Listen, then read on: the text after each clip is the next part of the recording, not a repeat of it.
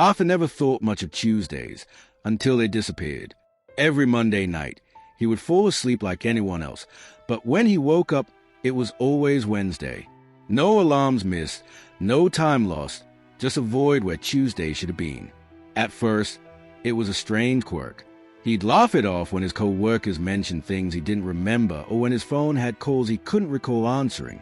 But then, the gap started getting bigger. Unfinished conversations, half-eaten meals he never started, new bruises on his arms and legs. Once, he even woke up with mud on his shoes, though he hadn't left his apartment in days. Arthur tried to keep track, set up cameras, write notes, but every Wednesday morning, the evidence was gone. The recordings would be erased, the notes would vanish.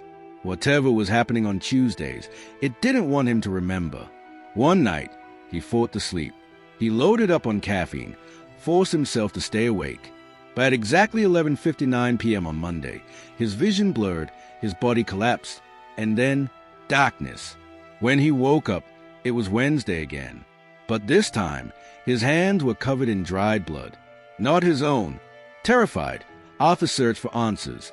He checked security footage at work. Nothing. No sign of him. It was as if he ceased to exist every Tuesday. But then he met her, a woman who looked at him with pure fear. "Stay away from me," she whispered. "I saw you on Tuesday. You're not." She stopped, her face draining of color. Arthur grabbed her wrist. "Tell me." She only shook her head, eyes filling with tears. "It wasn't you," she whispered. "It was something wearing your face." And for the first time, Arthur wasn't sure he wanted to know what happened on Tuesdays.